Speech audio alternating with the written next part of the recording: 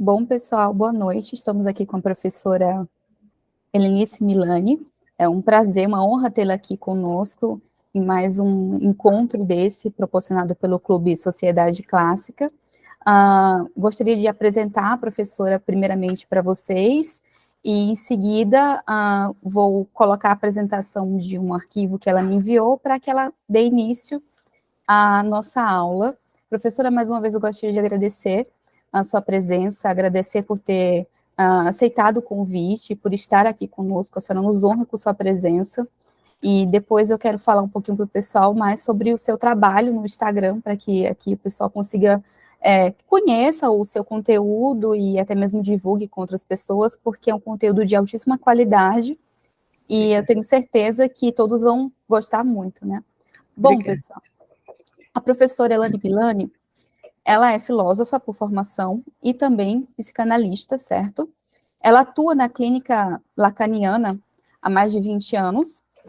Suas pesquisas atualmente situam-se na intersecção entre psicanálise, cinema, literatura e filosofia. Ela desenvolve o projeto Psicanálise e Cinema desde 2015, né? Com apresentações presenciais e virtuais em instituições públicas e privadas. Ela também atua em atividades cineclubistas e na coordenação de grupos de leitura em Curitiba, cidade onde ela reside.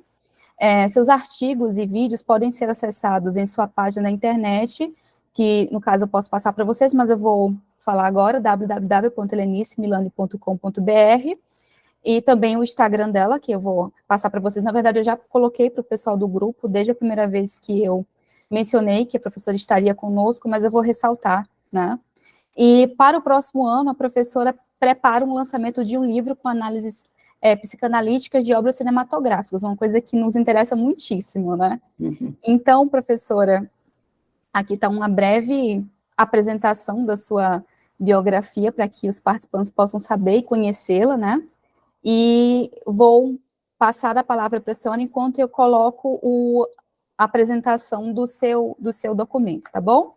Tá bom, então, uma boa noite, né? Eu estou, assim, honrada nessa noite fria curitibana, embora estamos no Brasil, esse país maravilhoso, que eu estou vendo que vocês estão lá no calor, né? E eu estou aqui no frio. É uma honra estar com vocês, eu quero agradecer a Sabrina pela iniciativa, pela ideia, e eu gosto muito de falar, então vocês vão ter que me interromper um pouquinho. Né?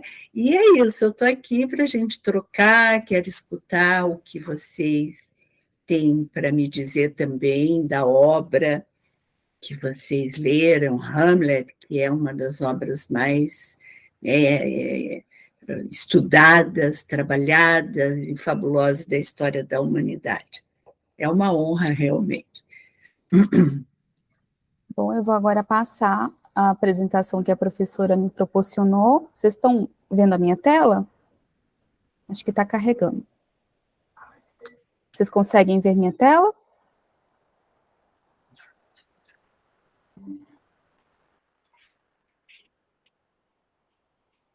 Então, esse é o Hamlet que lido e visto pela psicanálise, né? Eu vou fazer uma breve abordagem sobre Shakespeare, um pouquinho, para a gente fazer essa introdução, e o Hamlet, que é uma obra, como eu já falei, que muito trabalhada por Freud, por Lacan, por vários psicanalistas que se interessaram pela história desse personagem. Pode ir passando, Sabrina. Então, eu vou falar um pouquinho para vocês, aqui revendo esse PowerPoint, né? Então, a minha jornada com psicanálise e cinema, um breve histórico aqui para que vocês me conheçam, né? Então, eu gosto de trabalhar psicanálise e cinema com uma obra literária, o cinema e a filosofia e a psicanálise. Por isso, o canal do YouTube, que vai trabalhar esses quatro que eu acho que nós não devemos nos separar nunca, né? Cinema, literatura, filosofia e, no meu caso, a psicanálise. Já trabalhei o filme Um Breve Romance de Sonho, quer dizer, o livro. Aliás, eu recomendo esse livro, um livrinho pequenininho do Arthur Schnitzler, que é Um Breve Romance de Sonho, que o Stanley Kubrick fez o filme De Olhos Bem Fechados. Não sei se vocês conhecem esse filme. É um filme sensacional que foi tirado a ideia de Um Breve Romance de Sonho. E o Arthur Schnitzler era muito amigo do Freud, contemporâneo ao Freud. Era um médico de Viena, um escritor, poeta, e faz esse livro que eu recomendo. Tem a obra do Marcel Proust, Em Busca do Tempo Perdido, Um Amor de Swann, né? Que é esse filme também que recomendo Em Busca do Tempo Perdido, essa obra do Swann, e esse filme que é uma verdadeira obra de arte do Volker Spielendorf, que eu falei certo. E aqui estamos nós com o nosso Hamlet, de Shakespeare, né? Que tem os filmes maravilhosos do Laurence Olivier. Aqui, deixa eu pôr um pouquinho para vocês. Laurence Olivier. Aí nós temos o Hamlet de Kenneth Branagh, que é também um dos que eu mais recomendo, que são assim. E outros que a gente vai falando, Shakespeare Apaixonado, que eu vou falando, e o Anônimos, que também vai sendo falado aqui. Depois a gente retoma isso aqui. Ok, gente. Então, um pouquinho sobre esse homem da contemporaneidade. Por que esse homem da contemporaneidade, né? Shakespeare, eu pesquisei tanto quando eu comecei a trabalhar Hamlet, e depois eu trabalhei outras obras, né, O Mercador de Veneza, A Tempestade, eu fui atrás para estar junto com Shakespeare, né? E pouco material sobre o homem Shakespeare, né? Então, esse homem que nasce em Stratford-upon-Avon, não se sabe se realmente é esse 23 de abril, se sabe mais ou menos o ano, 1564, ou seja, ele é um homem que já nasceu ali na época do Renascimento, um pouquinho depois, no Renascimento, né? E o que teria de registro que foi encontrado é o seu batismo, que fica justamente ali, 26/4, mas naquele tempo eles nasciam, depois levavam meses para registrar, para batizar, e que tem também algo da data do falecimento e do nascimento meio misturado, então não se sabe muito bem, e é um enigma, muito interessante a história do Shakespeare, né? Ele se casa aos 18 anos, com Anna Hathaway, com quem teve 3 filhos, os gêmeos, e um dos filhos dele, dos gêmeos, se chamava Hamet, olha que interessante, né? E a menina gêmea Judite, e a Susana, que é a filha mais velha, que foi a que depois casou-se, até bem casada, né, nessa cidade que eles viveram, mas sobrou só a Ana, que também não deixou herdeiros. É muito interessante isso que se diluiu sobre alguma coisa da vida do Shakespeare. Pode passar. Olha que maravilha. Quem já esteve em Londres, ou quem ainda não esteve, né, deve ir conhecer, né? Esse ato que eu estou falando aqui, então ele se casa com Ana, tem esses 3 filhos, e o que acontece? Existe uma história, não sei se é uma história ou uma história, uma lenda, não é uma história, que passou uma companhia de teatro por ali, e ele se vinculou a essa companhia de teatro e acabou em Londres. E chegando em Londres, ele era um homem que teve uma oportunidade, ele teve um pai que era bem de vida, a mãe também, naquela época eram donos de terras, o pai dele chegou a ser até prefeito da cidadezinha, essa cidade onde nós falamos agora, e casou-se porque havia esses contratos de casamento com Ana, que era 8 anos mais velha do que ele, e, de repente, ele já tinha um certo nível de estudo, mas não era um estudo superior. Dizem que a escola que ele estudou muito latim, né? E, então, assim, era uma escola que priorizava o latim pela proximidade com o latim, parece que ele tinha uma certa instrução, mas não era um nível universitário. E nesse ato existencial, né, ele se muda, mas sem a família.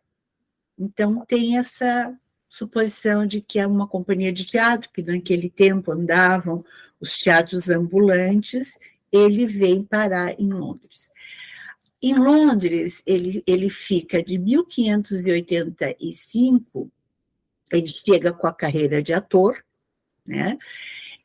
Escritor, e é um dos proprietários da companhia de teatro Lord Chamberlain's Man, mais tarde Kingsman. Ele está vinculado, então, a vida dele em Londres é o teatro, é trabalhar com obras, né? E tem uma produção muito acentuada, né? Uma grande produção que acontece de 1590 a 1613, que em 1613 é quando ele, então, ele volta para Stratford. O retorno dele, né?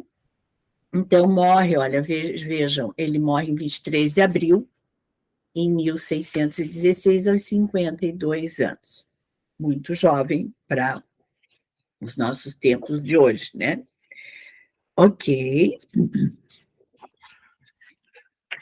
Então, essa questão, talvez vocês já tenham ouvido falar, vocês que leram Hamlet, que tem dúvidas que é justamente esse filme, o Anônimos, que é um dos filmes que deixa muito, assim, nos coloca um pulgão atrás da orelha sobre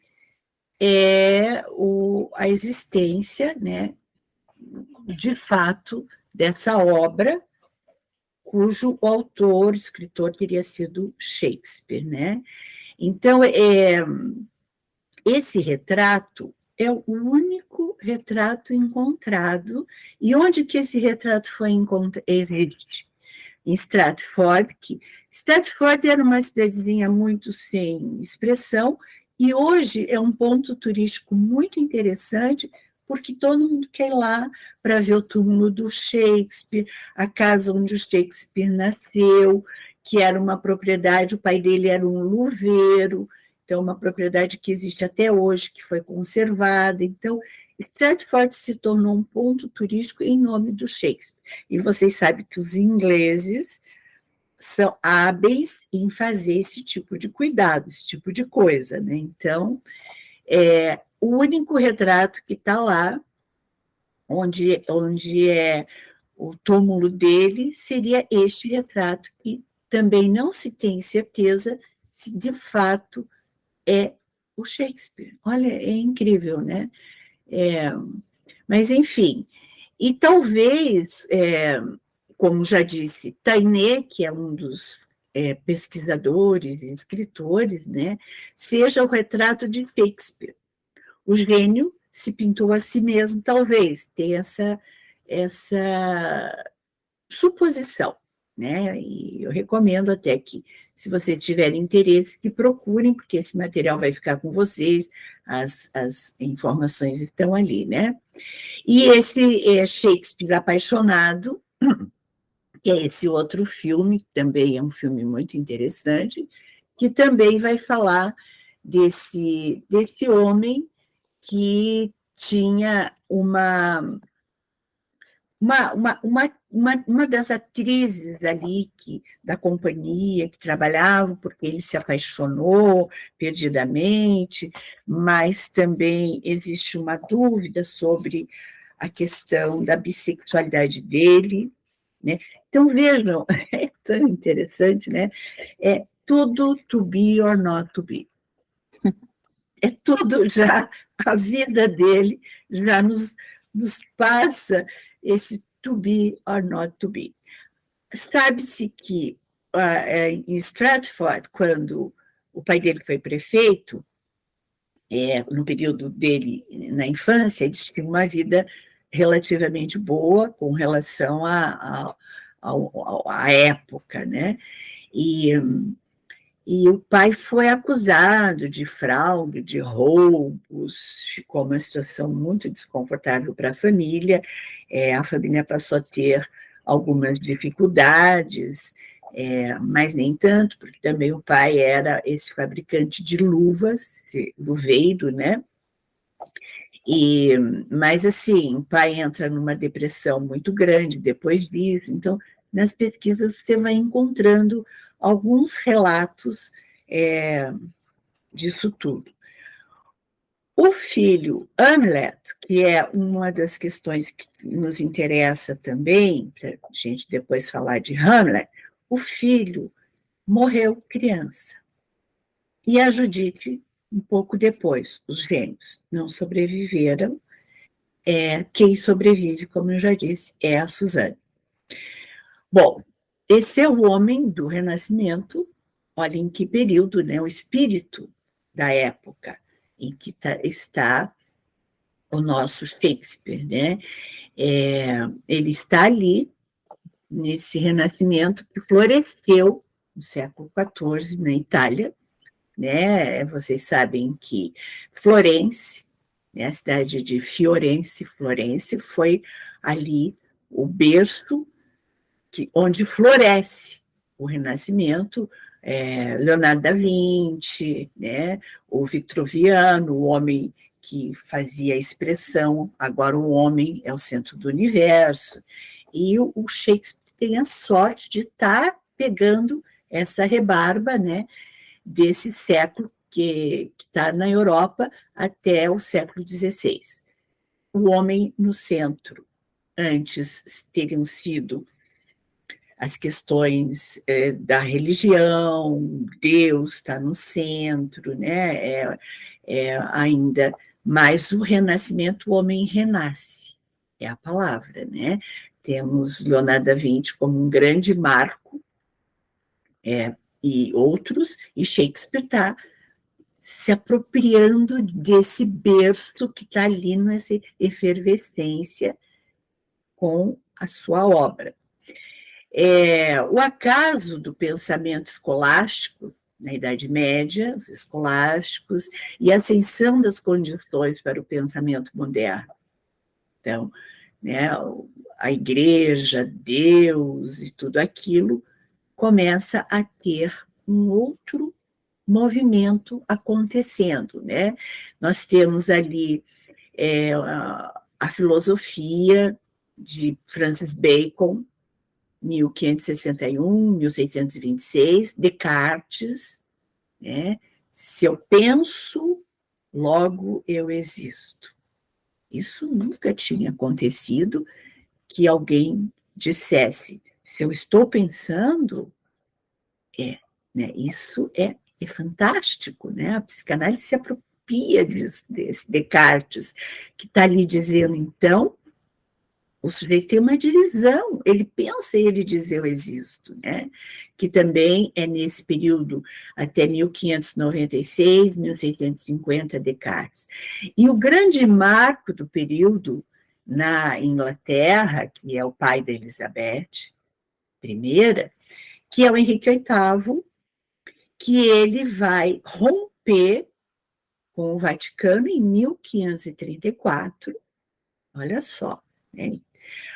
E cria a Igreja Anglicana, e os protestantes já estão protestando, Lutero, Calvino, olha, né, a efervescência que estava na Europa, né?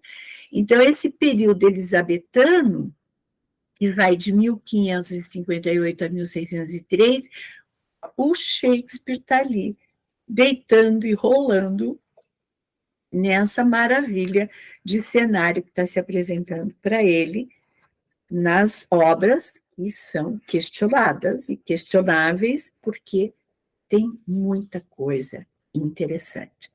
Ok. Bom, vocês, segundo a Sabrina, eu sei que vocês talvez já tivessem a informação dos saxo gramáticos, né? Foi, então, essas hipóteses, né? Que Hamlet e as suas fontes.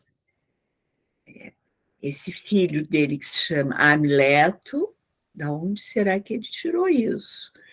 De repente, surge, né, mais essas fontes de inspiração, que são histórias trágicas de Belfort, a tragédia espanhola, e o Fraticida Punido, de Thomas Kidd.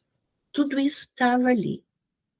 Historinhas muito parecidas com o nosso Hamlet, que a gente já vai falar dele, né? E principalmente a história dânica, né? Desse homem que era um homem da Dinamarca, o historiador dinamarquês do século XIII, que é o Saxo Grammaticus. Então, não se sabe se eram lendas contadas, se deixou muito material escrito também, né? O que se sabe dessa lenda é que num lugarejo onde tinha aqueles senhores de propriedades, senhores feudais, senhores de uma certa, né, um certo reconhecimento, não seria propriamente um rei, mas um reconhecimento no local.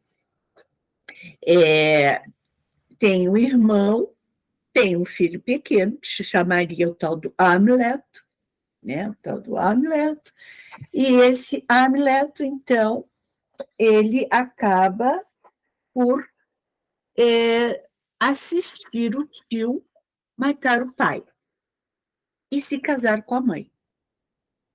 Então, essa é uma lenda que está ali, que vem dessas histórias, e que o Saxo Grammaticus é o que mais ficou em evidência sobre isso.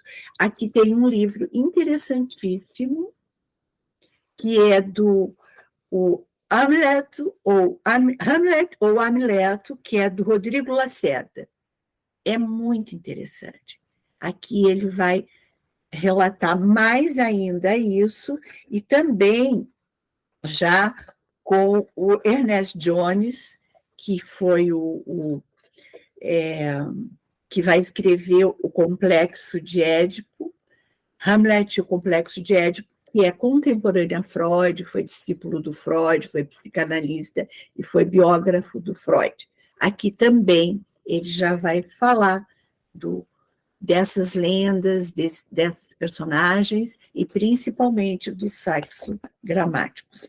Então, essa lenda corria à solta sobre esse menino que, para não ser morto pelo tio, ele se faz de louco. Se faz de louco para que esse tio não acabe com ele. Então, aí nós temos, então, né, a história de Hamlet, primeira ocorrência de Hamlet. Saxo baseou-se num conto oral de um filho vingando um pai assassinado. É isso que a gente tem encontrado quando pesquisa, né? Ok? Deixa eu tomar uma aguinha.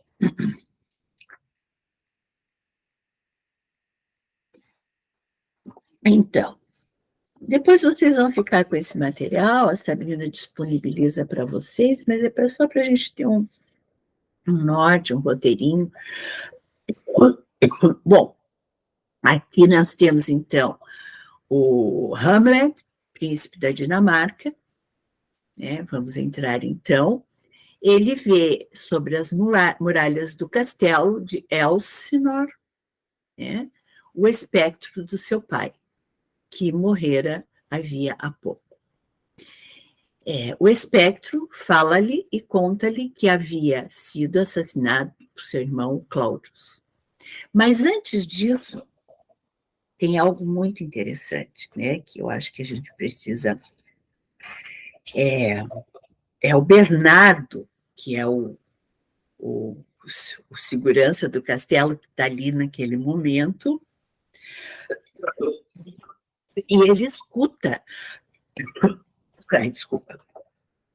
Ele escuta aqueles barulhos e ele pergunta: Who is there? Quem está aí? Isso é uma coisa muito importante. Por quê? Porque aí, a partir daí, esse who is there, que a gente vai retomar aqui, tem uma relação muito interessante com o que Jacques Lacan, o psicanalista Jacques Lacan, já vai entrando um pouco mais, vai escrever no seu seminário, o livro 6, sobre o grafo do desejo que voe. O que queres? Quem está aí? E numa sessão psicanalítica, quem faz análise, quem já deitou no divã, vocês sabem que o interessante disso é sempre o psicanalista está perguntando, o paciente está falando, mas quem está falando? Quem está aí falando? Então, por que eu estou apontando para isso? E a gente vai retomar isso também. Porque a peça abre Who is there? Quem está aí? Isso em 1600, 1602, 1603. A pergunta, quem está aí? Ou seja, né? Então, dá para entender porque Hamlet é essa obra tão magnífica e que mobiliza há tantos anos filósofos, pesquisadores, pessoas que gostam de leitura, psicanalistas, né? Cinema, né? Bom, então ele está ali, o espectro, falando e conta que havia sido assassinado por seu irmão Claudius, o qual, casando com Gertrude, sua esposa, lhe roubara o trono. Nossa, gente, deixa eu dar uma pausa aqui. Fique à vontade, professora. É porque a minha sala, eu fui esquentando a minha sala, porque está muito frio.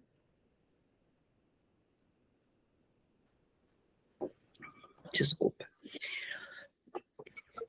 Bom, e a questão, então, dele ter usurpado o trono do tio, do pai, desculpa.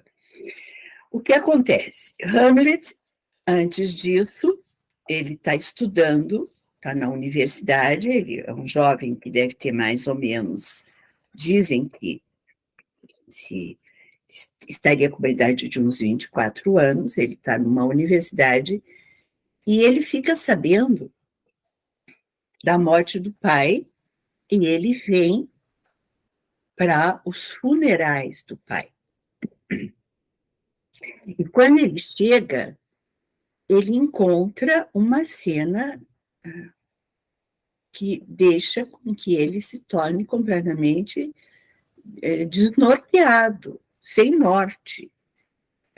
O que está acontecendo? Naquele tempo não tinha internet, celular, né, até ele saber da morte do pai, até ele retornar,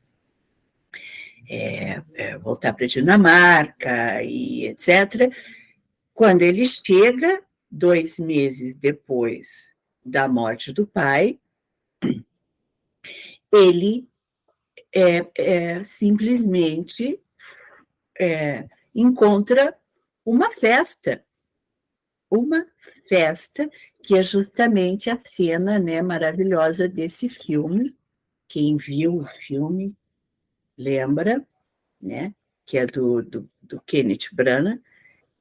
A festa está super colorida e o Hamlet está de preto. Ele é a única pessoa que está de preto nesse casamento. Então, vocês devem ter lido, né, no livro, que ele vai dizer, mas ela não tirou sequer os sapatos. E ela foi aos funerais do meu pai, e com os mesmos sapatos, ela está comemorando essa festa de casamento. Então, ele fica completamente desnorteado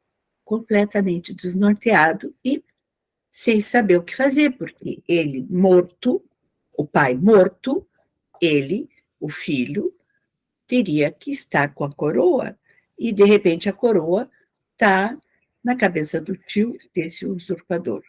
Tá? Então, tudo isso está ali na obra, né? Que então esse tio vai ser essa pessoa que vai deixar a situação desestabilizada. Porém, Gertrudes, que é a mãe, ela está de acordo com tudo isso, né? Supõe-se até que ela foi cúmplice, né, desse assassinato, que ela queria mesmo que o rei fosse morto para ela poder viver as núpcias com o tio Cláudio, né? Então, a história que a gente vai discorrer aos pouquinhos, que seria isso. O que acontece? O amigo Horácio, que era o amigo que estava frequentando também a universidade, e essas universidades naquele tempo já estavam trazendo as questões do protestantismo, o rompimento que Henrique VIII fez com o Vaticano, com a Igreja, com o catolicismo, o Lutero, isso estava sendo uma coisa muito séria na Europa e na Inglaterra. O amigo Horácio, ele é esse cidadão que está vinculado, então, à religião. Vejam o cuidado de ter sido colocado esses detalhes na peça. Os acontecimentos da época. E as personagens que estão fazendo isso. Horácio representa o homem do protestantismo. O Hamlet representa o homem católico. Aonde que vai aparecer isso? Quando o Ghost aparece, né? Quem está aí? É a pergunta do Bernardo, que é o guardião ali do momento. Eles dizem, não, é coisa do demônio. A igreja católica é um demônio, é um ser, é um outro, né? E são 3 vezes, 3 aparições, uma coisa assim, né? Aí eles vão chamar o Horácio, porque a decisão do Horácio seria muito importante para dizer, não é coisa do demônio. Isso é coisa de um espírito que está chegando. Porque nos conhecimentos que estavam sendo colocados na época já do protestantismo, não havia essa coisa tão forçada do catolicismo, demônio, quando morre vai para o inferno, já estava sendo modificado isso. Então, já tem dois personagens ali que estão marcando o espírito da época. E o Horácio diz, acho que é o espírito do pai que voltou.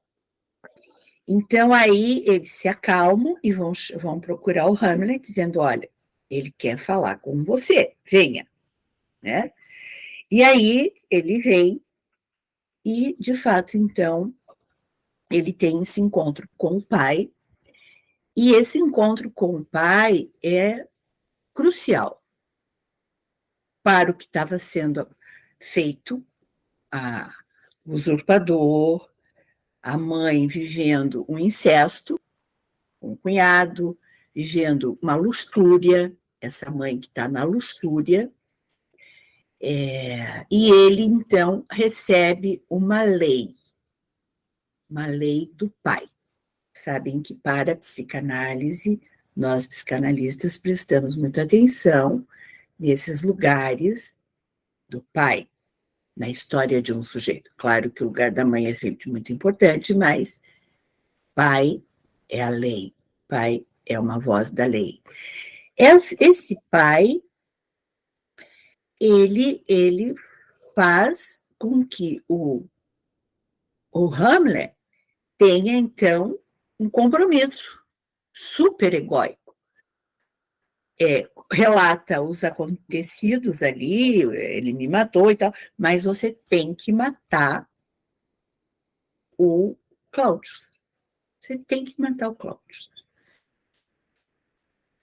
E, bom, aí a coisa ficou complicada, porque ele vai matar o Cláudio, então ele tem um compromisso moral, né, com esse pai. Ele tem uma lei. E como que ele, então, vai lidar agora com esse usurpador e com essa lei? O que ele vai fazer com isso? Então, assim, ele começa, então, a fazer todas aquelas encenações de loucura, né? Tem o Polônios, né, que é o pai da Ofélia e do Laertes, né, que eles estão testando ele, vai lá ver se tem, a mãe Gertrude está muito assustada, o Cláudio está apavorado, porque Cláudio quer acalmá-lo, quer fazer com que ele, né, fique tranquilo, porque ele quer a coroa, o Cláudio quer a coroa. E o que acontece, então, né, tem aquele momento em que ele está com Cláudio lá, e ele está palavras, se fazendo, só que a loucura do Hamlet é uma loucura construir, ele está se fazendo, essa expressão, né, se fazer, diferente da Ofélia, que daqui a pouco a gente vai falar dela. Eu só queria saber, eu vou até que horas, mais ou menos, Sabrina? Pode ficar à vontade, professora. Não vai ficar muito tarde para vocês. Não, A gente já começou um pouquinho tarde. Bom, então, o Polônio testa Hamlet, né, e faz com que ele daí ele, né, olha, ele não está bem, ele está muito desestabilizado, ele está muito doido, e todos eles estão achando que essa situação que se instala nele é uma situação de que ele está sofrendo de amores pela Ofélia, que esse amor desestabilizou ele completamente, mas entrando um pouquinho na questão da Ofélia, né? A Ofélia é uma questão muito importante, né? Porque ultimamente tem sido falado muito sobre essa loucura da Ofélia, né? E até escrito ali, né, para os filósofos, o tradutor, a peça, se não fosse esse tradutor, Carlos Alberto Nunes, que ele vai dizer: se a peça não fosse a profunda respiração filosófica de Hamlet e o lirismo inefável de Ofélia, não passaria de uma vasta carnificina sem maior interesse, porque, de fato, é uma carnificina total, né? Vocês sabem. Então, o Polônios e o Laertes estão muito preocupados com a Ofélia, chamam a Ofélia e dizem: olha, você não pode mais estar com ele. Pai, Polônios dá uma ordem. É uma lei do pai também. Você não pode mais estar com ele. Por quê? Porque você não tem linhagem, né, para ser a rainha quando ele for usar a coroa. Você não tem essa linhagem. Ele vai ter que se casar com uma rainha, não com você. E termina logo esse romance, acaba com isso, não tem mais como seguir. Porém, já tinha acontecido muita coisa entre os dois. Eles já tinham vivido, né, tido uma vida íntima, ela não estava mais na virgindade, que era um valor moral muito importante para o pai, a honra dela. Esse pai estava priorizando, porque ela, terminando esse affairzinho que eles estavam achando, o pai encontraria alguém da corte para fazer esse casamento com essa filha, que acabou a honra dela, dissimula, não conta a verdade e tal, mas, enfim, tem toda essa questão dela com esse pai, com a honra, né, dela, que o pai isso é muito importante para o Polônios, a honra dela. Só que já foi, né? Ela já perdeu.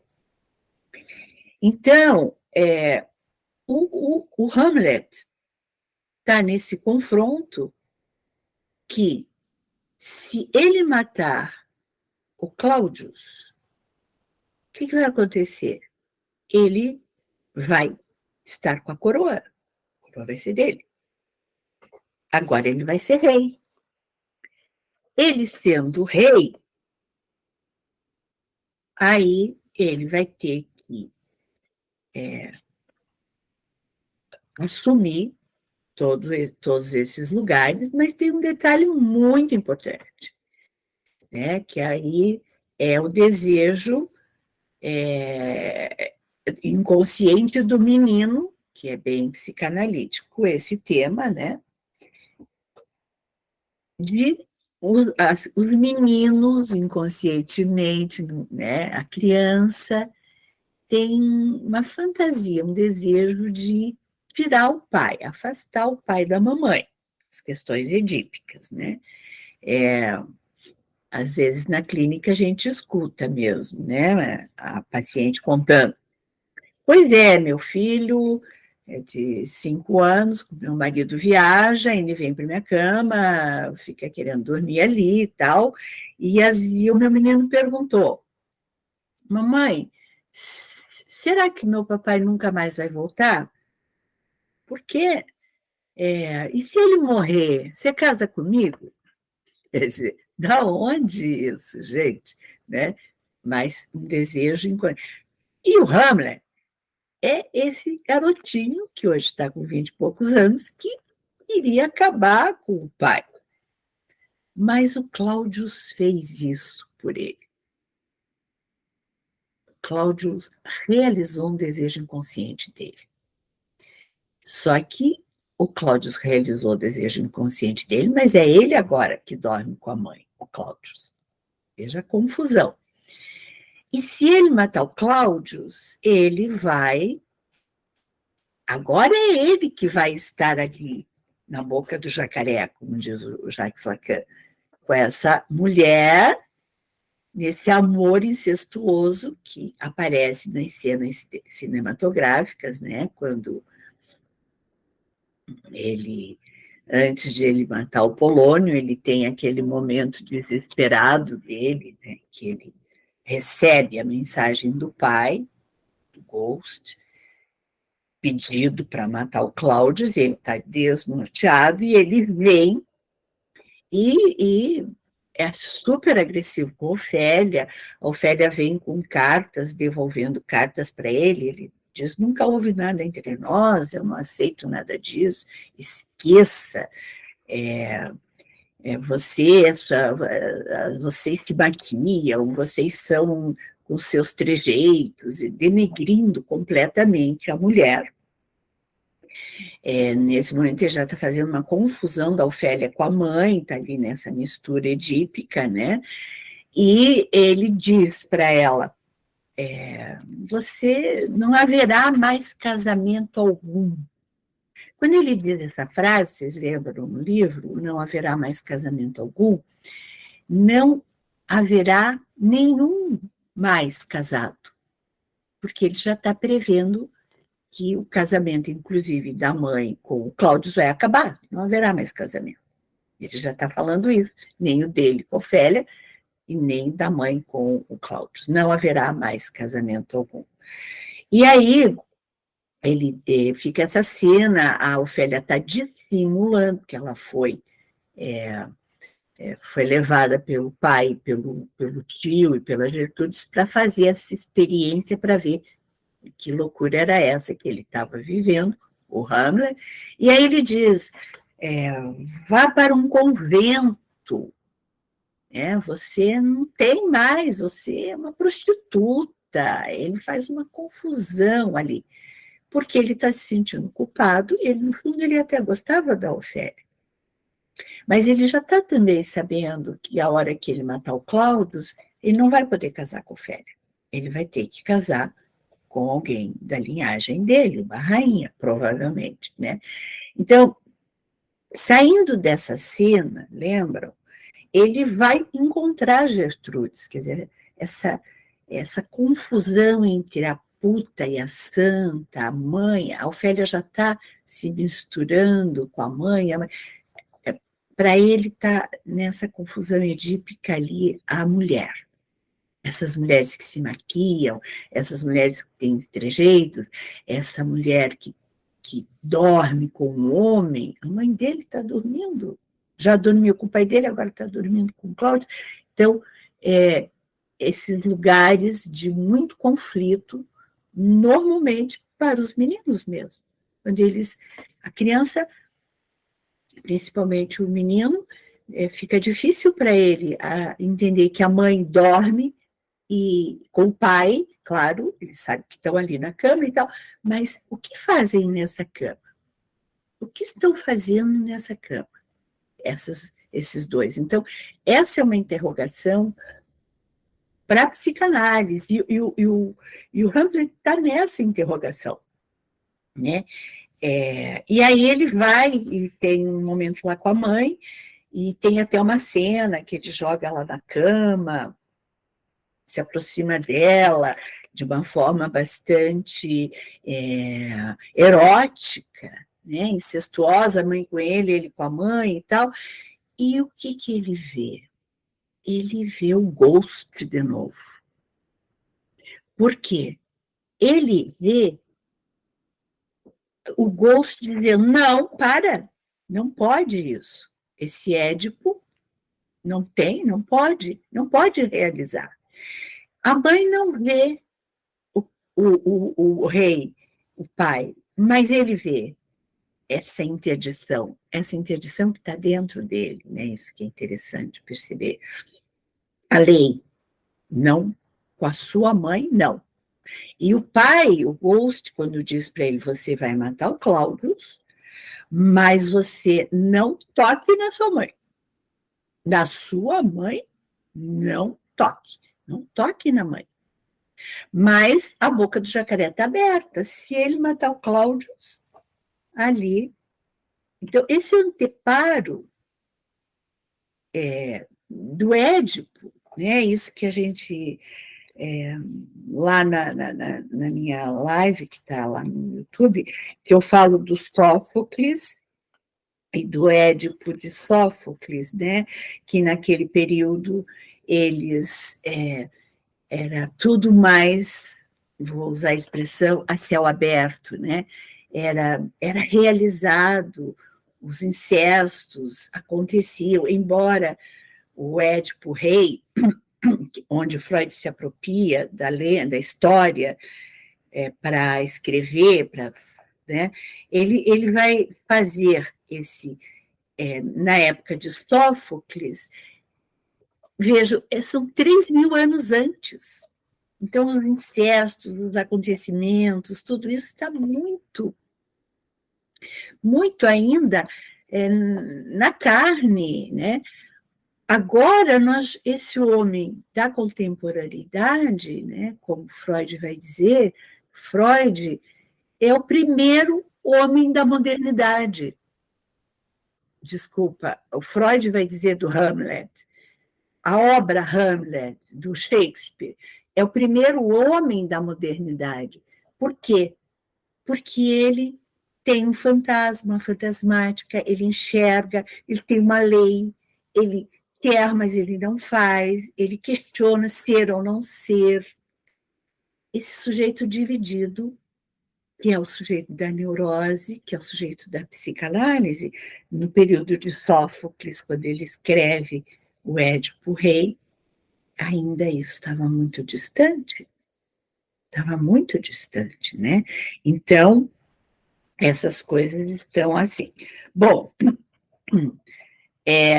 gente, se vocês quiserem também ir perguntando, Sabrina, a gente pode, para, né, eu sentir o que vocês querem ouvir, porque, né, daqui a pouquinho o pessoal se cansa. Então, eu sugiro assim, que se vocês quiserem ir conversando comigo, perguntando, a gente Professora, pode... Pois não. pode falar, Aninha. Já que a senhora mencionou a Ofélia e chegou nessa parte sobre como a psicanálise interpreta o Hamlet como um ser dividido, eu me perguntei se a mesma análise ou o mesmo ponto de vista não vai para ela também. Porque em determinado momento da história, ela escuta a opinião do pai, você se afaste dele, mas ela permanece naquele caminho de encontro a ele até enlouquecer. Então, como que a psicanálise vê a Ofélia? A gente sabe que ela é muito vista como um ser inocente, né? Ela pega em toda a intriga ali, a tragédia. Mas ela também não é um ser que não consegue tomar a decisão de se afastar ou não do Hamlet? Ótima pergunta. Veja bem, o Hamlet, ele finge, ele cria uma loucura para se proteger. Também, o que sustenta bastante são os solilóquios. Ele fala. Os solilóquios são uma coisa assim muito incrível já nessa época do Shakespeare. Depois, o James Joyce, a Virginia Woolf vão falar do fluxo de consciência. Isso que a pessoa fala, e aí o Freud vai falar. Freud é um pouco... Mas Freud foi apaixonado por Shakespeare e por Hamlet, né? Ele vai falar da associação livre. Esse sujeito que deita num divã e vai falando. Esses são os solilóquios de um tratamento. Esse fluxo de consciência, isso que vai falando. Então, o que possivelmente salvou o Hamlet de uma loucura de fato foram os solilóquios. Daria para dizer isso, tá? E são Foi ele ficar falando e... Ele falando e observando, e ele se faz de louco. Ou seja, ele constrói uma armadilha ali, né? Da tragédia mesmo, para se proteger. A Ofélia não. A Ofélia, ela de fato enlouquece. Ela de fato enlouquece. Ela já tem uma grande fragilidade e está vivendo também um intenso Édipo pelo pai. Ela também desobedece à lei do pai. A Ofélia se mata porque ela se mata pelo pai. Ela se mata porque ela não suportou ter desobedecido ao pai. Não foi porque o amor dela por Hamlet, foi porque ela realmente, quando ela percebeu que o pai morreu naquela confusão toda, ela fica achando que ela que matou o pai. A culpa é dela. E ela entende que ela desobedeceu ao pai. E por ter desobedecido ao pai, ela não merece viver e ela enlouquece. Tanto é que no momento de uma total a loucura dela, tem um momento que a Gertrudes, daí estão todos dizendo, mas ela está assim porque esse amor, o romance terminou. A Gertrudes, muito esperta, fala, não foi por causa disso. Ela morreu, ela está assim por causa do pai. Ela está enlouquecendo por causa da morte do pai. E é isso. A Ofélia tem uma estrutura, se for para a gente pensar em termos psicanalíticos, uma estrutura diferente da estrutura do pai, do Hamlet. Tá? Não sei se eu consegui te ajudar a pensar. Perfeito. Né? É uma estrutura. Uma outra estrutura. Ela pode ser, sim, que esteja na neurose e tal, mas é uma mulher e ela é frágil. E ela também tem uma questão com o pai. A filha mulher, as filhas mulheres, têm muita questão com os seus pais, principalmente na histeria. Estão sempre falando do pai, ou odiando o pai, ou amando o pai, ou elogiando o pai, ou querendo se livrar do pai, ou não... o pai, né? Diferente da maneira como o pai entra para a história de um rapaz, que também é muito importante, mas ali essa peça, gente, está desenhando isso, né? Esses lugares. Ele tinha um desejo inconsciente, quando desejo infantil, de tirar o pai de cena, o tio vai lá e faz, e agora ele tem que matar o pai, padrasto, que é pai também agora, ele está ali, dormindo com a mãe dele, então ele também vai matar esse, por isso ele está no to be or not to be. O tempo todo, tem um momento lá que está livre para ele matar o Cláudio, lembram? Que Cláudio está rezando depois da encenação da peça, né? A peça dentro da peça, que o Cláudio fala luzes, luzes, que ele fica todo perturbado e ele vai orar, e o Hamlet passa com a espada na mão e poderia matar ali, naquela hora. Mas ele pensa, não, se eu for matá-lo agora, ele está orando, e ele está sendo purificado, se purificando, ele vai para o céu.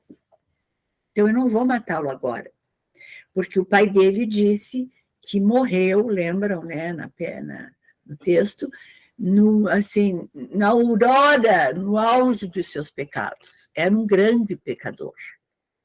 E por isso esse pai está vagando, porque, sei lá, está no purgatório, está no inferno, ao lado do catolicismo.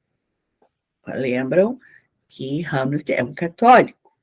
Então, ele não pode matar o tio quando o tio está num momento de iluminação, rezando, sei lá. É mais ou menos isso, né? Então, mas podem ir perguntando que eu vou vendo onde vocês estão.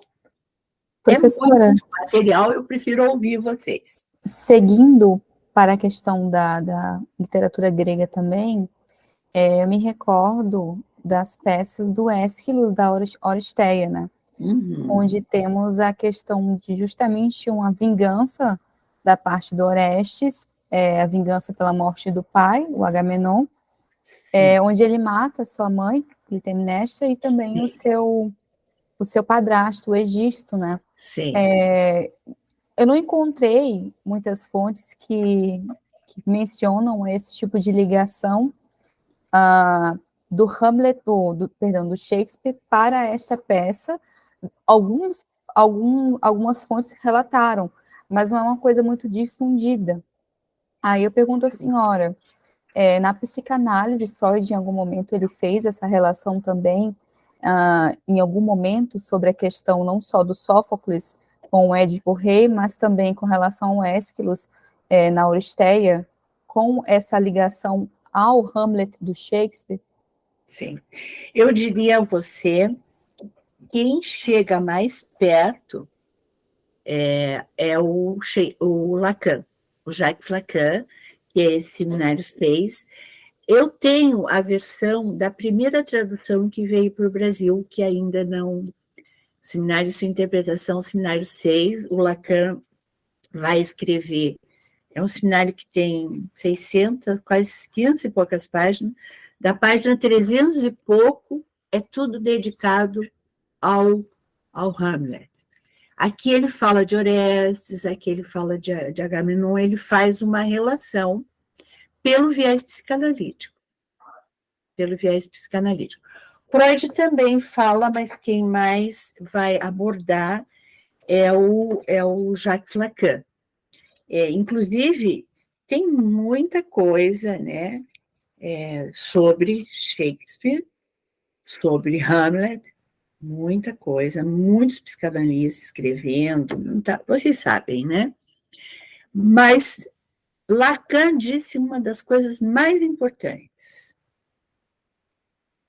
Hamlet está num estado de luto. Ele está nessa situação tão desestabilizada, que eu já falei aqui, ele chega para os funerais do pai e ele encontra uma festa de casamento, sua mãe com seu tio. Ninguém fez luto desse rei, tá? Tá no filme, esse filme eu recomendo, é uma coisa, 4 horas de filme. Acho que está, inclusive, na Netflix, esse filme. Ele chega e ninguém fez luto desse pai. E ele está de luto. E ele não está podendo viver o luto dele diante desse cenário, de toda essa confusão.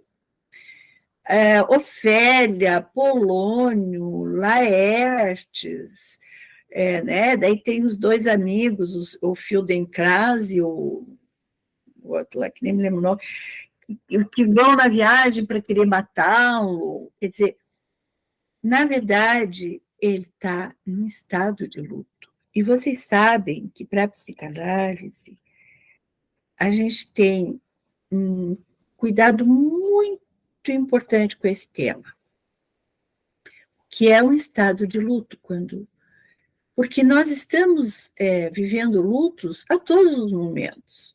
A partir do momento que você nasceu, você tem que elaborar lutos, pequenos lutos, né?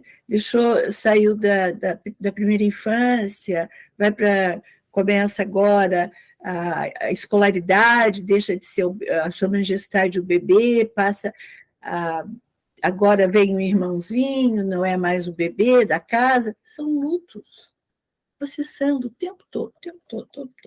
Na adolescência, então, abandonar aquela criança e entrar agora se preparando para uma vida de adulto, é um dos lutos mais cruciais que nós vivemos.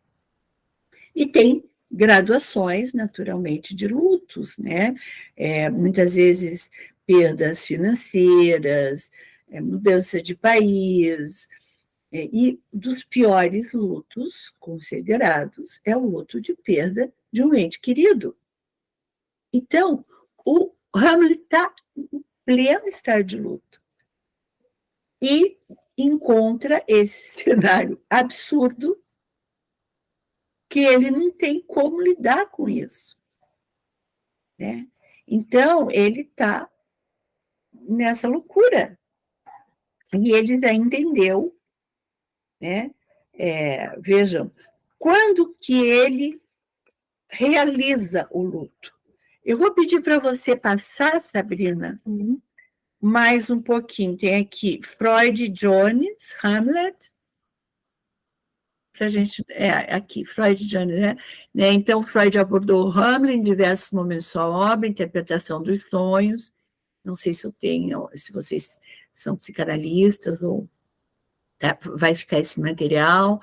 Hamlet foi promovido por Freud numa posição equivalente àquela do tema de piano, Lacan, está lá, né? Complexo de Édipo, Hamlet, Ernest Jones, esse livro que eu já mostrei para vocês aqui do Jones, e o seminário do Lacan, que é esse seminário, O Desejo, a Sua Interpretação, que é fabuloso, tá? Então, pode seguir. Agora, essa cena aqui, essa cena, ela é importantíssima, porque falando do luto do Hamlet, que ele não estava vivendo, quando ele volta da Inglaterra, né, ele nesse retorno dele, ele está ali, encontra com Horácio, né, e encontra com o coveiro, a cena dele com o coveiro, que é uma cena fantástica, né, e ele vai ver que está sendo enterrado, veio o pai, veio o tio, veio o Laertes, veio o Polônio, e ele pergunta, mas o que está acontecendo? E o coveiro diz, olha, é a Ofélia que morreu. E ele vai até e se aproxima desse lugar, desse momento ali, e o Laertes está chorando copiosamente.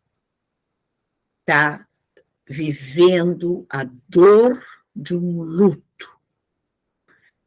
E quando ele se depara com isso, remete à dor dele, que ele não tinha vivido, que ele não tinha sentido, ele não tinha chorado a morte do pai. Veja, estado de luto, e nessa hora, o outro, muitas vezes, na psicanálise a gente entende que é o outro que te coloca na cena, é o outro que te diz, né? Tem uma expressão freudiana que é Unheillich, né? O estranho familiar, esse estranho que vai me dizer de algo que é meu. O Laertes, nesse desespero, e o Hamlet se depara com essa cena, ele vê que ele não tinha chorado nem a morte do pai. E aí começa, então, um embate ali com Laertes, dizendo eu que amava mais a ela do que você, e etc, etc. É nessa hora que ele conecta o luto. A psicanálise entende dessa forma. É nesse momento que ele conecta o luto, tá? Bom, seguimos, então. Mais alguma pergunta? É bom, porque daí a gente não fica até muito tarde, eu vou antecipando um pouquinho, depois a gente pode seguir trocando. No caso, esse livro que a senhora falou do Lacan, é esse da editora Zaha? É esse. Tem alguém que é psicanalista ou psicólogo aqui? Não. Tá. Talvez tenha no grupo, mas nem todos hoje puderam estar aqui na reunião, porém, muitos vão poder assistir depois a gravação. Então, esse livro do Lacan, que é o Seminário 11. O meu é uma edição antiga, das primeiras que foram traduzidas, porque a gente não tinha acesso, e como eu estou há muitos anos nesse barco, a gente ia atrás do que aparecia, né? Agora já está, mas é a mesma tradução. Olha aqui, ó. A ordem para o assassinato de Cláudius abre um tema psicanalítico clássico, o risco da queda da interdição da lei do pai, a boca do jacaré, que eu já falei. Para Freud, Hamlet hesita em realizar a vingança da morte do pai, tendo em vista que o assassinato do tio atualiza seus desejos infantis reprimidos, né? Ou seja, matar o pai e ficar com a mulher. Em Hamlet, antes mesmo, esses desejos de infância estão recalcados. Por quê? Porque está na neurose, né? Recalcou. Não aprendemos a sua existência, tal como nas neuroses, sendo por sua ação de inibição. Tá em Freud, na interpretação dos sonhos que ele vai... Freud tem uns 4, 5 livros, que eu até separei aqui, 3, pelo menos, da obra completa, que ele fala de Hamlet. Fala muito de Hamlet. Seguimos. Então, reforçando, então, a intercessão, o recalque, o interdito, né? Então, o que faz um pai? Porque a importância. Pai, ele cria uma lei que é a interdição. Ele interdita e funda o recalque. Sendo isso, poderíamos dizer que o sujeito estaria numa estrutura, falando em termos de estrutura, numa estrutura neurótica, não numa estrutura psicótica. Tá? A pergunta sobre a Ofélia não teria uma estrutura psicótica, mas ela tem uma fragilidade muito grande e ela se desorganiza muito com a morte do pai. Por quê? Porque ela vai viver um luto com melancolia, ela não dá conta. Ela prefere morrer. Bom, então vamos lá. Alguém vão perguntando, pode passar, mas vocês podem ir me perguntando, né? Aqui, ó. Diferentemente do Édipo de Sófocles, em Hamlet, diz Lacan, o drama edípico está aberto no começo e não no fim. É esse saber que coloca a questão do ser ou do não ser. Isso é importante porque ele sabe, a questão do ser é no começo, segundo Lacan, porque ele sabe que ele é o falo da mãe. Ele está numa posição de falo da mãe. Ele sabe que ela pode devorá-lo a qualquer momento, inconscientemente. Então, o ser, to be or not to be. Então, assim, se eu matar o Cláudio, ela me devora. Eu sou nessa posição de falo, eu caio direto na boca do jacaré. Então, eu preciso manter esse Cláudio. E para matar o Cláudio, ele se mata. Ele acaba tendo que morrer porque ele não consegue matar o Cláudio. É uma interpretação, né? Aí ele vai dizer, ó, aqui, Hamlet sabe que é culpado de ser o falo. Para ele é insuportável esse lugar. Para qualquer pessoa é insuportável. É doentio esse lugar de falo. Falo no sentido da devoração do outro. Antes de todo o início do drama, Hamlet conhece o crime de existir. E a partir desse começo, que ele precisa escolher, e para ele, o problema de existir, a partir desse começo, se coloca nos termos. A partir de que ele já é o falo dela. É to be or not to be. Eu sou ou eu não sou esse falo? E a dúvida, na neurose obsessiva, nessa estrutura, né, está muito perto disso. Né? Então, tem que ter um anteparo para me salvar desse desejo incestuoso. Tá? Professora, pois não? No caso, nós temos essas interpretações da psicanálise, mas isso, no caso, para o Shakespeare colocar esse tipo de digamos, arquétipo em sua peça teria alguma coisa a ver com inconsciente coletivo? De algo que já está na mentalidade do ser humano?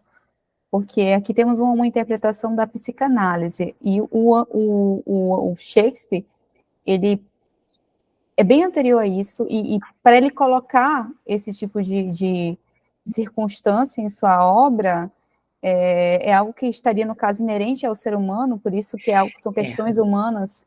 Sim. Eu não sei se... Bom, a palavra é o inconsciente coletivo, né? É bem junguiano. Não dá para descartar que isso está no social, sempre esteve. O surpreendente dessa obra é isso. Como que Shakespeare escreveu isso? E aí tem toda a dúvida se foi ele mesmo, né? Tem o conde, como é que é não sei se vocês chegaram a ver, que era eu até escrevi aqui Eu mencionei porque todo o livro que nós iniciamos a leitura, eu faço um guia literário, onde eu coloco informações sobre o período histórico, enfim, Sim. E eu mencionei no guia falando sobre... agora também não me recordo o nome eu vou dele. achar aqui, porque eu escrevi. Então, existe essa dúvida, realmente, se foi, porque é incrível a quantidade de informações, tanto informações de lugares, por exemplo, eu trabalhei o Macbeth, e eu fui eu fui para Escócia, e eu andei nos Highlanders, que eu queria saber. E lá nos Highlanders, não sei se alguém já foi para a Escócia, lá nos Highlanders, no ano de mil e pouquinho, existiu verdadeiramente um rei, que foi dos reis mais malvados que já houveram, que fez tudo aquilo que fez com o tio também, matou o tio, usou da coroa, e é conhecido na Escócia o local, inclusive, ali nos Highlanders, onde ele vivia, o Macbeth, no ano de 1100. E os escoceses contam isso, tem nos livros de guia, com a maior naturalidade, eles nos contam a existência de um Macbeth. Não é uma lenda, é verdade, existiu de fato esse Macbeth. Então, como que esse homem que sai de Stratford, sem recursos financeiros, vai para a Inglaterra, trabalhando de ator, daqui a pouco ele é dono de um teatro. O que foi que aconteceu? E aí tem essa personagem, que eu já tenho que achar aqui. Professora, eu li algumas biografias, né, sobre o próprio Shakespeare, e nesses textos que eu li, falava que quando ele começou a escrever os textos Vênus e Adonis e o Rapto de Lucrécia, que era justamente um período que a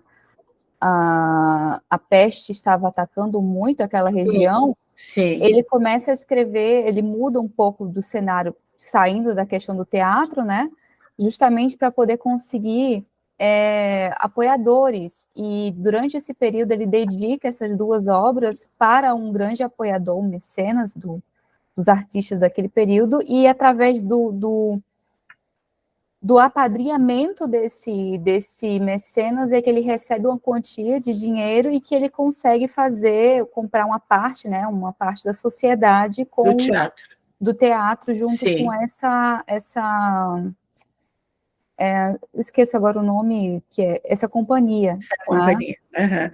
Sim, mas eu achei aqui, que é esse filme Anônimos, não sei se vocês assistiram. Eu recomendo, viu? Inclusive, esse filme está disponível, não sei se é na Prime, mas eu recomendo. Esse filme é o seguinte, ó, eu achei aqui. Vai lá em Shakespeare e a questão da autoria. Vê se você acha ali. Depois a gente volta. Shakespeare e a questão da autoria. Vai. Aí. Aqui. Então, tem um debate sobre essa autoria. E aí, quando eu pesquisei, tem os que são fiéis na crença, né? Fiéis na crença humana. Bom, são fiéis dizendo que ele existiu de verdade, foi ele quem fez tudo, e tem um outro povo, pesquisadores, que dizem que não. Bem balançado, não tem mais, né? É bem balançado, e pessoas que argumentam, né? Então, aqui, o Anonymous, que é esse filme, foi dirigido por Roland Emmerich, que é um excelente diretor, em 2011. E ele fez uma pesquisa, depois se alguém tiver o filme, tem os extras. Nos extras, ele conta a pesquisa que ele fez, tempo que ele ficou pesquisando, e você não tem dúvida nenhuma de que o Shakespeare foi realmente apadrinhado por um conde de Oxford, que está aqui o nome, conde de Oxford, que foi quem viajou, era um nobre, tinha muitas posses, tinha muitas propriedades, supõe-se de uma homossexualidade aqui com Shakespeare e esse conde depois acaba a vida muito pobre. E vocês sabem que o Shakespeare acabou a vida muito rico, porque ele comprou várias propriedades em Oxford. Quando ele volta para lá, a Susana, a filha, está lá com as propriedades, ele é sócio do Teatro O Globo, para um homem que chegou, e nem ficou tanto tempo, acho que 16 anos, na Inglaterra, e ficou muito rico. E o conde de Oxford morreu descapitalizado.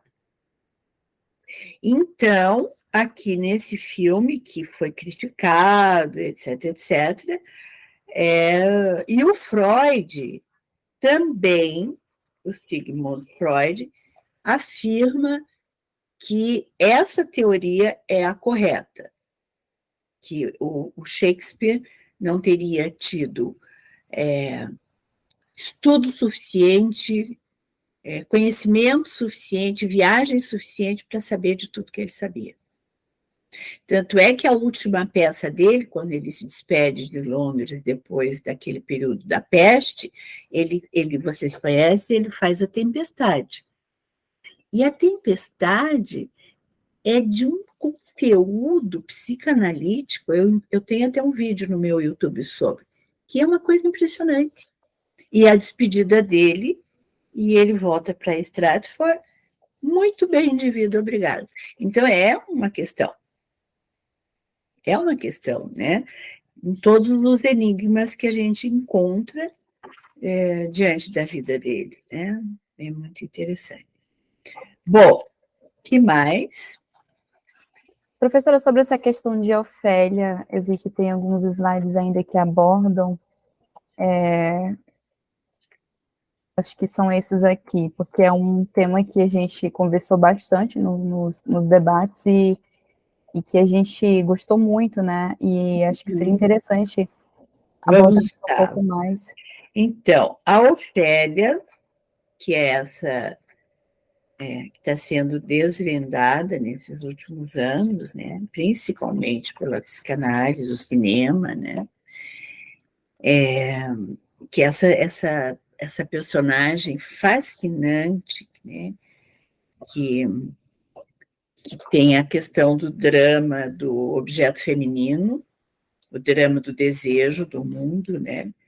Ou seja, ela é, como já foi dito, essa pessoa de uma certa ingenuidade, pureza, mas ela tem um elemento feminino sobremaneira, né? E ele estava muito encantado pela Ofélia, o Hamlet, né? E aí se instala todo esse drama familiar, a proibição do pai, o violento rompimento e tal, né? Então, a loucura de Ofélia após a morte do pai pode ser uma reação à morte de alguém que esperava o seu amor. Então, o amor dela e do pai, uma questão edípica. Essa hipótese complementar às razões da loucura de Ofélia aponta para a desobediência da lei do pai, que a gente já colocou, né? Então, a morte como possibilidade de se redimir, ela morre pelo pai. Tá? Mas o Jacques Lacan, vocês sabem que é o Jacques Lacan, né? Que é esse psicanalista francês, que ele reedita a obra do Freud, eu estou falando dele aqui. Depois de Freud, vem o Jacques Lacan, que reedita essa obra. Né? E ele faleceu em 1982, 81, 82, mas ele deixa uma obra fantástica. E ele vai usar pelo significante desse nome da Ofélia, né? Ele vai dizer que imagina, né? O Shakespeare colocou Ofélia. Em italiano, você fala ó filha, Ofélia. Em inglês também fica um som ó filha, ó. Ou seja, como que pode já terem colocado o nome Ofélia? A filha do pai. A filha que morre para o pai, para encontrar o pai. Pela desobediência que ela fez ao pai, ela tem que morrer. Essa ó filha é um significante, e vocês sabem que o Jacques Lacan trabalha muito com os significantes, né? Então, ela revive, né, esse significante, que é o sujeito de Ofélia, embora morta, revive nesse jogo de significantes, da Jacques Lacan. Ó Ofélia, ó filha. É muito interessante. Não, você fica pensando, quem é esse camarada chamado Shakespeare? Pode isso? Né? É maravilhoso. E essa peça, né? Vocês devem saber que normalmente eram 4 atos. Essa tem 5 atos. Né? É especial, né? É incrível. São 37 peças, 154 sonetos, né? É uma coisa assim. Então, realmente, assim. Bom, minha gente, perguntem mais, assim, quem sabe a gente possa ficar até 10h30, porque já vocês também, né, cansados, e a gente pode, em outro momento, se encontrar de novo, porque eu já avisei no começo que eu gosto muito de falar. E como eu falei, nós gostamos de ouvir. Então, a gente pode se encontrar muitas vezes ainda. Se vocês quiserem, em algum momento, que a gente abra a obra do Jacques Lacan, em algumas dúvidas que vocês tiverem, porque não é fácil ler Lacan. Confesso que sou um ignorante nesse tema, professora. Eu vim conhecer Lacan através do seu conteúdo, eu não o conhecia, e tenho achado muito fascinante, inclusive me interessei por suas obras. Bom, o pessoal, Evandro, Matias, Bianca, vocês querem perguntar alguma coisa à professora? Eu sei que a Evana gosta muito do Shakespeare, hoje ela está bem caladinha ouvindo. Pois é, Evana, vai perguntando aí. Essa questão da pulsão, professora, do Lacan também é muito interessante, né? Que pulsa vida e morte. Esse que eu escrevi aqui, né? Ofélia sobre... podemos concluir nos apoiando em Lacan. Em Hamlet, encontramos as duas faces da pulsão.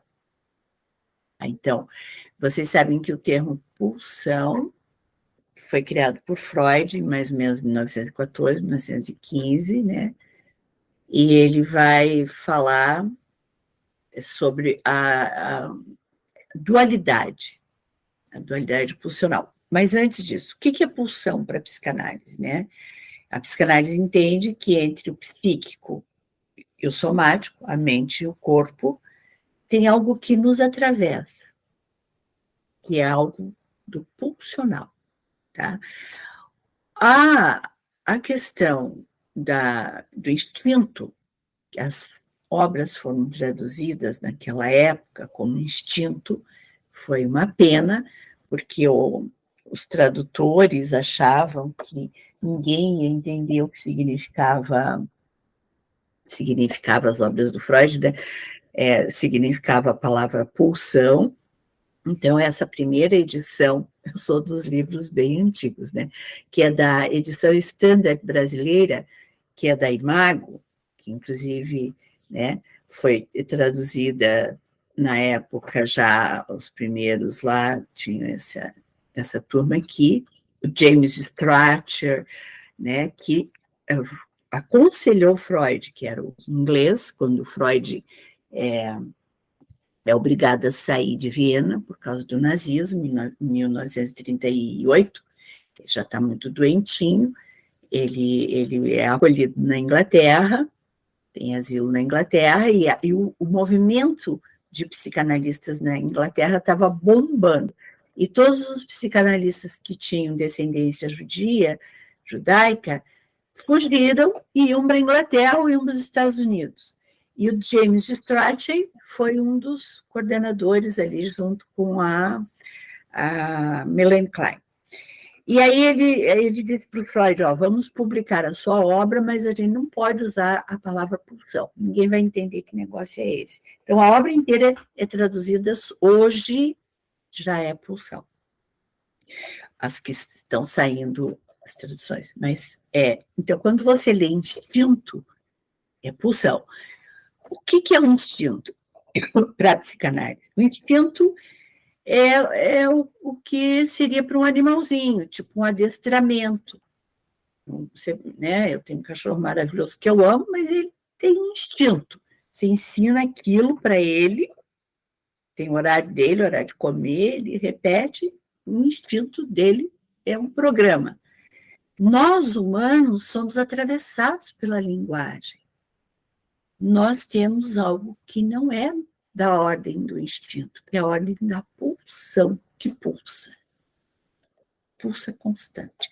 E aí, o Freud, ele vai falar da dualidade pulsional, pulsão de vida, pulsão de morte. Só uma breve para vocês entenderem essa questão aqui. As faces da pulsão, que ao mesmo tempo identifica a sexualidade do inconsciente, a pulsão vai acusar que o inconsciente ele é sexuado, tá? Representa em sua essência também a morte. Né? E Lacan chama a atenção dessa peça, porque é uma peça tão erotizada, que tem tanta pulsão, tem tanta vida sexo, desejo, incesto e morte. Tá? Então, a obra-prima de Shakespeare pulsa vida e morte. Isso é Lacan. Tá? Então, é isso. Me perguntem. É maravilhoso, é muito, muito prazeroso ouvir a senhora falar, professora. Mas eu gosto de falar. E olha aqui, eu recomendo, primeiro de tudo, esse livro, que está mais fácil de... Só que eu achei num sebo, assim, esgotadíssimo, mas acha, que é Ernest Jones, Hamlet e o Complexo de Édipo, que seria assim, para vocês fazerem uma introdução ao Hamlet, agora que vocês terminaram de ler, eu acho que terminaram, né? Uhum. Vocês entrarem, se quiserem, em algo psicanalítico, esse daqui ele fala dos saxo gramáticos, e fala também daquela tua pergunta, sabe, sobre o Agamenon. Aqui também tem. Ele vai falar, eu lembro que eu li, sobre o Agamenon, sobre aqueles momentos das tragédias gregas também, sabe? E eu acho que foi aqui justamente onde o Lacan deitou e rolou e escreveu. E é bom, né? Então, gente, acho que mais? Sabrina, eu tenho uma última pergunta aqui, até para fechar. Eu nem manifestei hoje, né? Mas boa noite a todos, boa noite, professora Denise. Boa Muito feliz de estar aqui participando dessa conversa, super alto nível. Eu sou super interessado em psicanálise, Lacan, Freud, apesar de que eu não tenha estudado esses assuntos muito a fundo, eu só passei ali de forma superficial. Mas uma coisa que me interessa muito, e assim, eu nunca cheguei a ler nada sobre isso diretamente no Freud ou no Lacan, enfim, e não tem muita relação, né, com Hamlet. Na verdade, deve ter uma relação mais secundária, mais terciária, mas não tem uma relação direta. É sobre qual a visão do Freud, do Lacan, da psicanálise como um todo, sobre o livre-arbítrio. Porque quando fala essas questões de Édipo, desejo e tal, me parece que é algo muito determinista Sim, sei lá, não sei se me incomoda, mas eu fico um pouco com uma sim, angústia, sabe? sim. Muito boa essa questão. Freud fala sobre isso e ele não, ele não aceita a ideia do livre-arbítrio. Ele pode pensar, por exemplo, né, como já foi uma pergunta aqui, acho que foi a Sabrina quem fez agora, que como que esses conhecimentos estão instalados no social e estão impregnados no humano, como? Né? Então, essas repetições sociais, por exemplo, a gente está vivendo um momento né, das questões da mulher, da sexualidade, da homossexualidade, de coisa mais solta que está no social. Está no social. Havia esses períodos de mais repressão, depois dos anos 60, está no social. Né? Isso nós respiramos. Nós respiramos o social. O social vai fazendo também um movimento inconsciente. Né? A intuição, o Freud até trabalha um pouco, mas ele também questiona, porque ele acha que já tem alguma coisa que vai te avisando lá de fora. Né? Ele fala de sonhos premonitórios, mas que o sonho premonitor ele já também vem com alguma coisa que na noite em que você está sonhando, uma angústia, uma necessidade de elaborar aquilo que está se desenhando no seio familiar, na questão amorosa, na questão...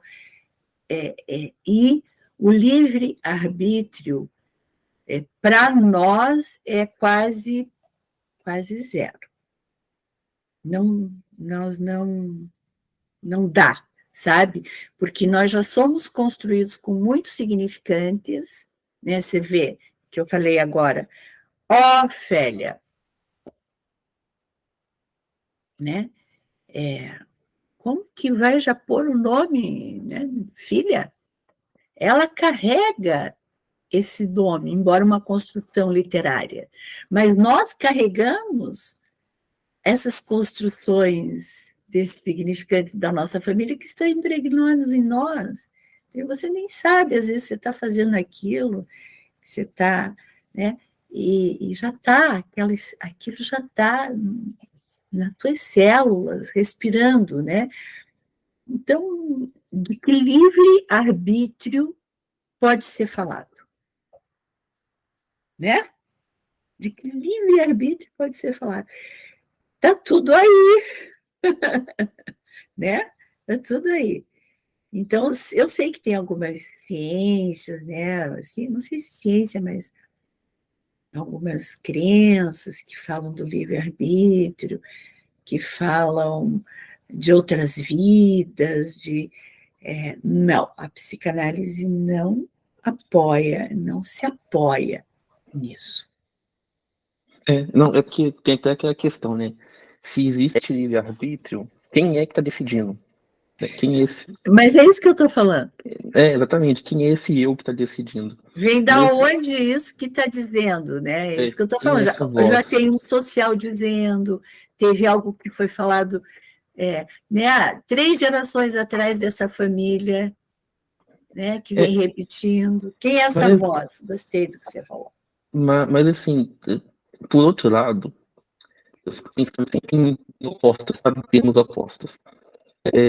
Se não existe livre-arbítrio, se o ser humano é basicamente a mesma coisa desde sempre, é que a sociedade mudou tanto se a sociedade é feita por seres humanos.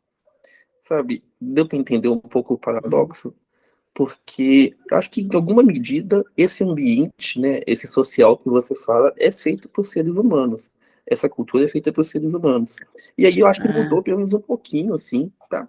Assim, algum grau de livre-arbítrio, uma fasquinha que seja, para que não ficasse nesse ciclo social, sabe? Não sei se eu estou me fazendo entender, mas para que tivesse uma pequena mudança na sociedade, desde antigamente até hoje, para que o ambiente não influenciasse tanto. Porque antigamente não existia internet. Alguém teve, sei lá, a chavinha de criar a internet. Então, da onde que veio essa, sabe? Você me entendendo? Da onde que veio essa fagulha? Sim. Já, digamos assim, agora, inclusive, se eu te entendi, está mais difícil de livre-arbítrio ainda, porque a velocidade... Olha o que está acontecendo agora aqui.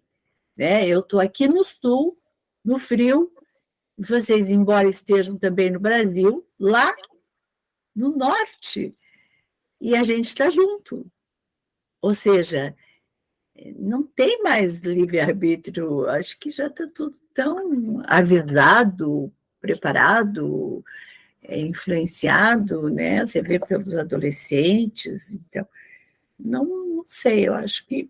E eu tenho a impressão que os movimentos que tiveram, por exemplo, da Idade Média, Baixa Idade Média, Alta Idade Média, esse período escolástico, que o maior marco foi o Renascimento.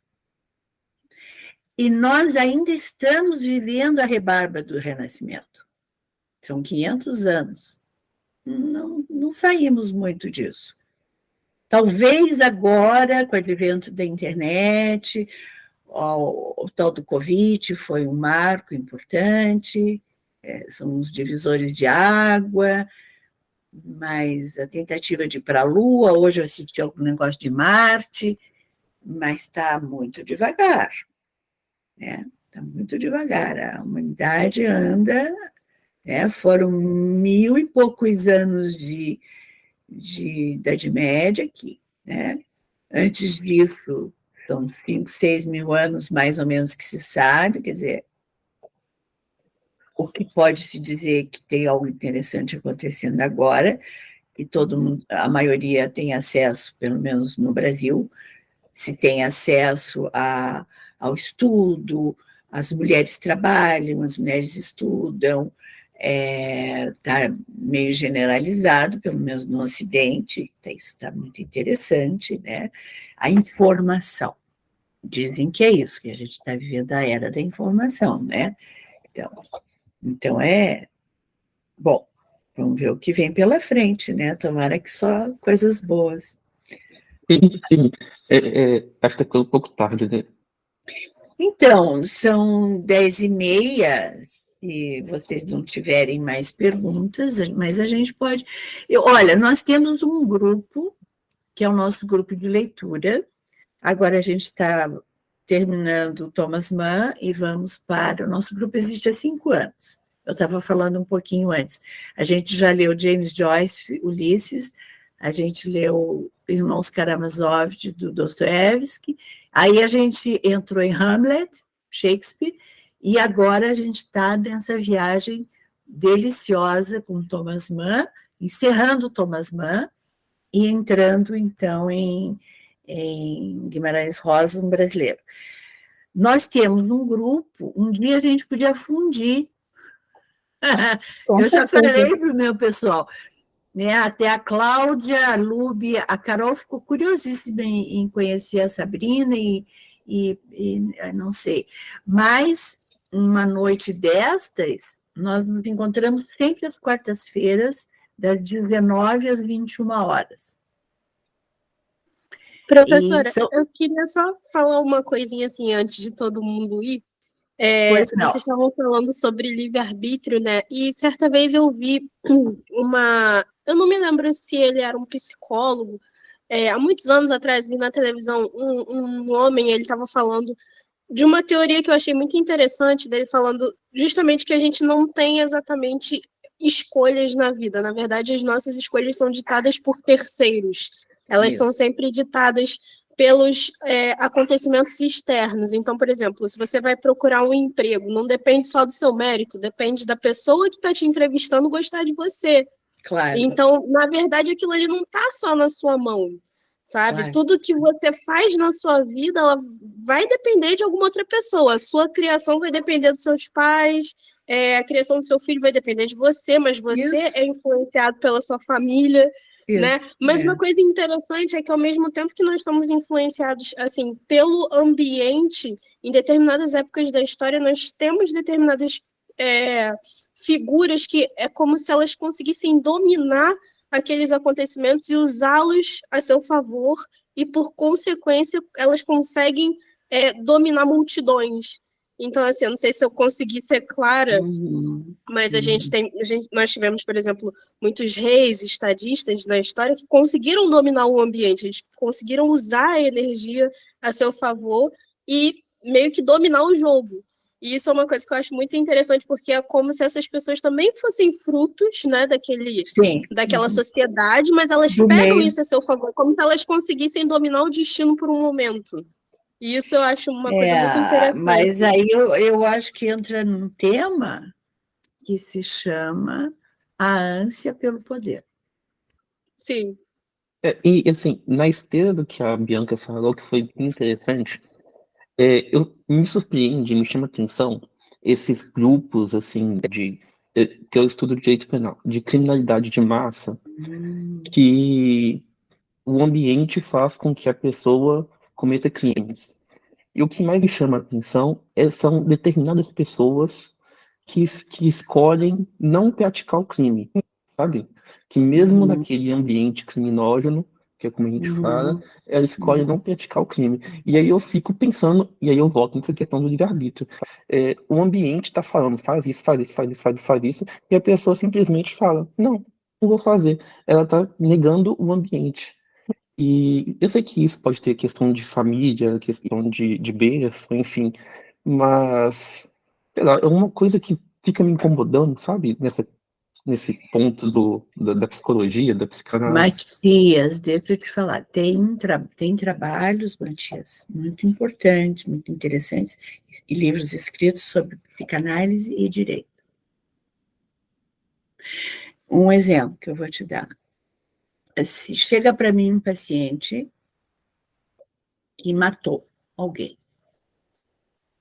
eu vou estudar, entender essa estrutura. Eu não tenho nem tipo de julgamento, nada moral para poder lidar com isso. Eu tenho que entender a estrutura desse sujeito, digamos assim, né? A gente falou de Sófocles, do Édipo Rei, etc. Um sujeito que mata o pai. Você deve saber que existe. Né? O que se passou, o que se passa nessa questão infantil, disso que a gente já viu aqui hoje, que leva esse sujeito, ao invés de matar o pai, porque a gente tem que matar o pai, matar o pai simbolicamente, subjetivamente, significa se separar do pai, e leva esse sujeito, ao invés de conseguir se separar do pai simbolicamente, ir lá e matá-lo. Isso que interessa para a clínica psicanalítica. O direito, a lei do homem vai lá e vai prender esse cara. Não tem conversa. Então, é um tema, uma discussão, e não tem nada de livre-arbítrio aí, não. Para nós, o livre-arbítrio não existe. Que foi que levou esse sujeito, às vezes, ele é um psicótico, é uma pessoa doente, tem uma psicose paranoica, ouviu vozes, né? O psicótico escuta vozes, mate o pai, mate o pai. E, às vezes, até ele diz, mas não fui eu que matei. Eu escutei uma voz, não fui eu, você escuta isso falar, né? Então, as estruturas humanas, nós humanos, somos muito complexos. Recomendo que você procure esses livros, são muito interessantes. Tá bom, minha gente? Foi uma delícia estar aqui com vocês, né?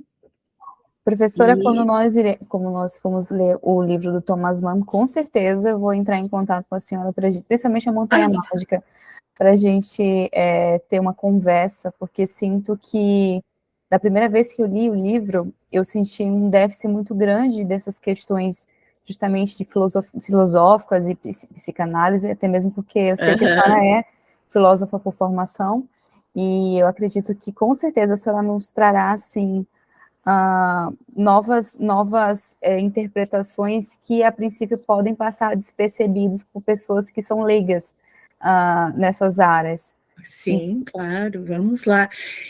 Tem 3 pessoas do meu grupo de leitura que estão lendo A Montanha Mágica agora, sozinhas.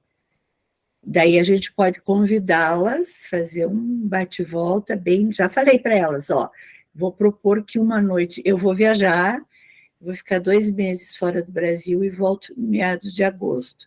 Aí a gente pode planejar alguma coisa para setembro. Acredito que vai ser justamente no período que nós iremos começar a Montanha Mágica. Então, e essas pessoas agora querem reler a Montanha Mágica no grupo.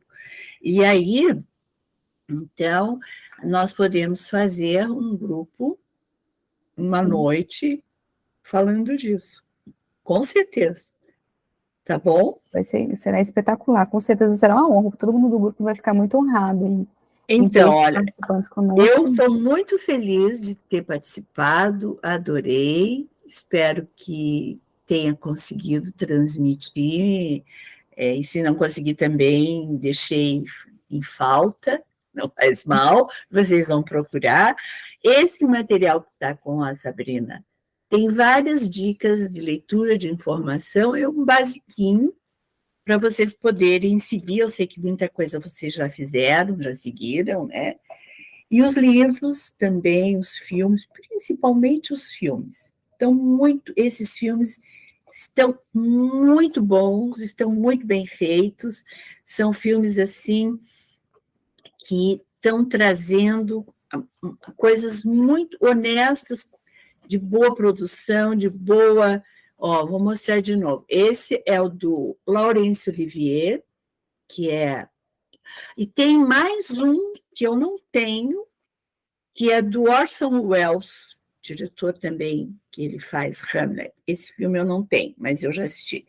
Pessoal, esses filmes, eles estão no QR Code do guia literário do mês, e alguns outros que eu depois coloquei no nosso grupo. No caso, o Anônimos, que a Evana não conhecia, a Evana me apresentou, eu coloquei lá para vocês no grupo, mas eu vou sinalizar novamente. Mas grande parte desses livros, principalmente os que dizem respeito ao Hamlet, eles já estão no guia que eu elaborei para vocês. E fiquei feliz porque a professora agora ela está novamente sinalizando esses livros. E uma coisa muito legal que eu adoro no conteúdo da professora, justamente porque ela utiliza desses temas, não só a questão da psicanálise, a literatura, mas também a parte do cinema. E isso é primordial para que a gente possa compreender, né, as artes e tudo mais. É muito bacana esse projeto que a senhora faz, professora. Mais uma vez, eu gostaria de parabenizar pelo Muito conteúdo obrigada. maravilhoso. E eu estou, ó, a Sabrina já falou, eu estou no Instagram, Helenice Milani, no Facebook, eu tenho um site com textos psicanalíticos e textos sobre psicanálise e cinema no meu site, e o meu canal do YouTube, que tem Hamlet, tem A Tempestade, tem A Morte em Veneza, tem... O que mais que tem lá? Macbeth, tem... Eu sei, nem me lembro mais. De tantas obras do Shakespeare que eu já trabalhei, psicanálise, cinema e literatura. Aí vocês podem assistir, se quiserem me encontrar, perguntar, a gente pode... Eu estou adorando, estou adorando. E a professora ainda está para lançar um livro, né, professora? Pois é, vamos lá, né? Opa! Vamos lá, força, força, porque eu acho que a vida segue, né? Tá bom, meus amores, muito obrigada. Uma boa noite para vocês, né? E quando vierem ao sul, venham no frio, mas tragam bastante agasalho. E avisem que daí a gente vai tomar um café juntos, com certeza. Professora, muito obrigada por esse encontro, todo o conhecimento que a senhora nos proporcionou. Muitíssimo obrigada. Tenho certeza que o pessoal aqui adorou esse encontro e com certeza vamos conversar outras vezes. Me coloco à disposição também, caso a senhora necessite de alguma coisa com relação a fazer essa ligação. E, pessoal, obrigada pela participação. As pessoas também que irão assistir depois da gravação, inclusive a gravação, professora, eu vou repassar para a senhora assim que me enviar o arquivo, aí eu já envio para a senhora através do Google Drive. Tá então, bom, obrigada. É isso.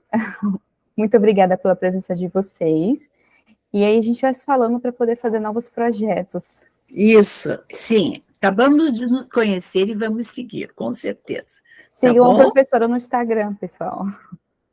Beijão, gente. Uma boa noite. Boa noite. Tchau.